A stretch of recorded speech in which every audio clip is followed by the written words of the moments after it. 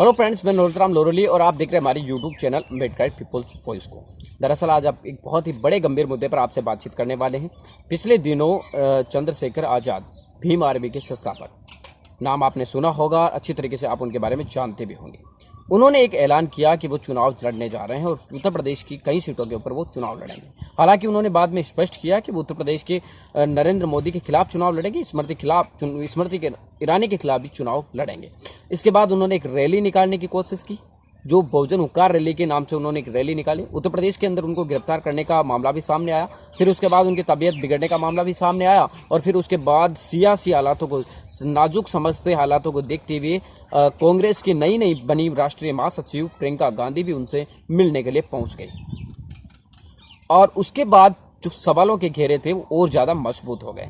कहीं ना कहीं लोगों को ये लगने लगा कि क्या भीम आर्मी और कांग्रेस का गठबंधन होगा, और कहीं कहीं ये भी लगने लगा था कि क्या कांग्रेस के प्रत्याशी होंगे चंद्रशेखर आज़ाद, और कहीं कहीं तो ये भी सामने नजर आने लगा, कहीं कहीं की बात ये भी आई कि क्या भीम आर्मी कांग्रेस को समर्थन कर रही है। लेकिन सबसे बड़ा महत्वपूर्ण सवाल ये रहेगा, उसके बाद भीम आर्मी ने 15 मार्च को काशीराम जी के जन्मदिन पर दिल्ली के अंदर एक हुंकार रैली रखी, बहुजन हुंकार रैली के जंतर मंतर पर उन्होंने प्रोग्राम किया। इस रैली को भी चंद्रशेखर आज़ाद ने संबोधित किया। चंद्रशेखर आज़ाद ने एक बार फिर वहीं से वही बात के दोहराते हुए कहा कि वो प्रधानमंत्री मोदी के खिलाफ चुनाव लड़ने जा रहे हैं। दरअसल इसी बात पर हम आपसे बातचीत करने वाले हैं। माना कि वो प्रधानमंत्री नरेंद्र मोदी के खिलाफ चुनाव लड़ने जा रहे हैं, लेकिन सबसे बड़ा सवाल ये है कि क्या नरेंद्र मोदी को चंद्रशेखर आज़ाद हराने के लिए चुनाव लड़ रहे हैं या चंद्रशेखर प्रधानमंत्री नरेंद्र मोदी को चुनाव जिताने के लिए चुनाव लड़ रहे हैं। और इसी बात को लेकर हम आपसे डिस्कस करने वाले हैं।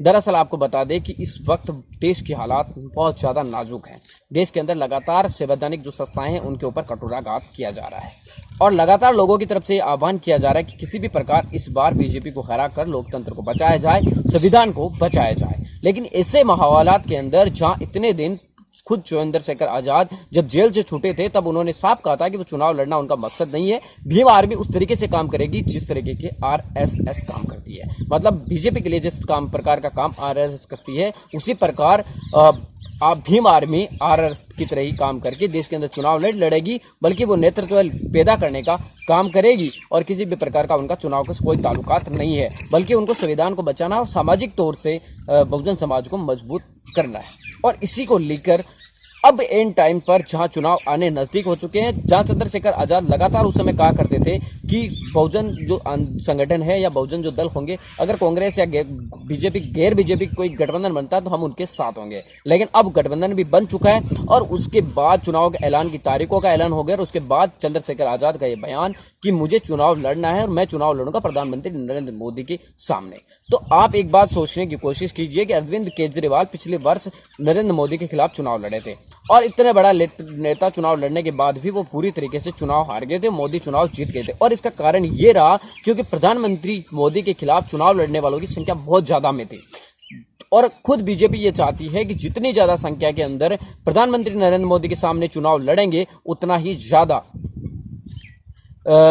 बीजेपी को फायदा होगा और प्रधानमंत्री नरेंद्र मोदी आसानी से चुनाव जीत जाएंगे। अब आपके अगर बात करने की कोशिश करें तो वर्तमान के पोजीशन के अंदर उत्तर प्रदेश की अगर माना कि वाराणसी से ही प्रधानमंत्री मोदी चुनाव लड़ते हैं, प्रधानमंत्री नरेंद्र मोदी अगर वाराणसी से चुनाव लड़ते हैं तो मोदी के सामने सबसे बड़ा अगर फैक्टर बैठता है तो वो कांग्रेस का ही नहीं होगी, क्योंकि कांग्रेस का वाराणसी के अंदर कोई जनाधार नहीं है। पिछले वर्ष उन्होंने चुनाव लड़ते हुए यहाँ पर करीब मात्र 10% के करीब भी उन्होंने वोट नहीं लिए थे, तो उनकी जमानत जो बचती है वो भी नहीं बचा पाए थे। बात करें बसपा और बसपा की, तो सपा और बसपा ने यहां पर मजबूती से चुनाव लड़ा और दोनों ही पार्टियों के मिलाकर करीब 5-6 लाख वोट यहां पे आए थे और अरविंद केजरीवाल के भी 5-6 वोट, तो करीब उन्होंने मजबूती के साथ टक्कर। अगर हम बात करें उन आंकड़ों के हिसाब से तो सपा बसपा कहीं ना कहीं वहां पर मजबूत बैठती है।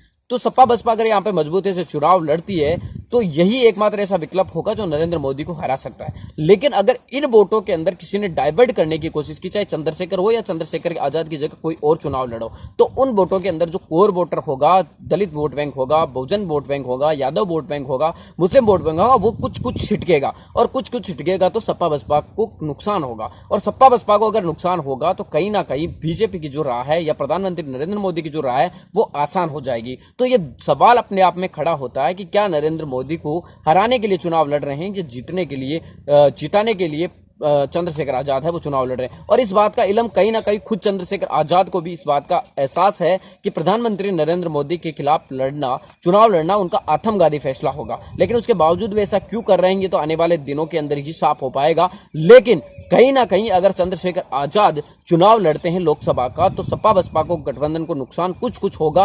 हालांकि वो ज्यादा नहीं पहुंचा सकेंगे लेकिन कुछ होगा और उसका फायदा बीजेपी को सीधा सीधा मिलेगा। हालांकि कई जगह यह भी देखा जा रहा है कि सपा कांग्रेस के पास है वो प्रधानमंत्री मोदी के सामने चुनाव लड़ने का चेहरा नहीं है कि उनको कौन उसके सामने उतारा जाए। तो कुल मिलाकर ये साफ हो चुका है कि कांग्रेस के पास प्रधानमंत्री नरेंद्र मोदी के सामने चुनाव लड़ने वाला कोई उम्मीदवार नहीं है।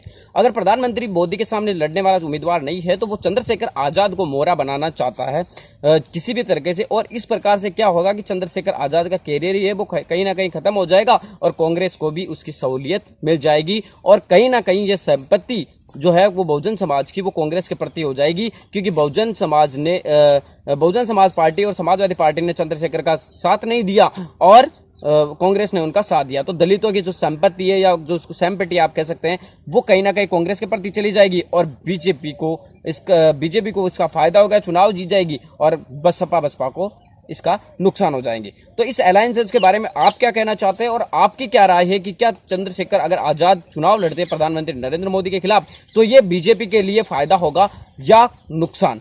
मिलेंगे किसी नए वीडियो के साथ, तब तक आपसे लेते विदा। जय भीम जय भारत। आप हमारे चैनल अम्बेडकर पीपुल्स वॉइस को सब्सक्राइब कीजिए और बेल आइकन भी दबाइए और पाइए हर वीडियो की नोटिफिकेशन।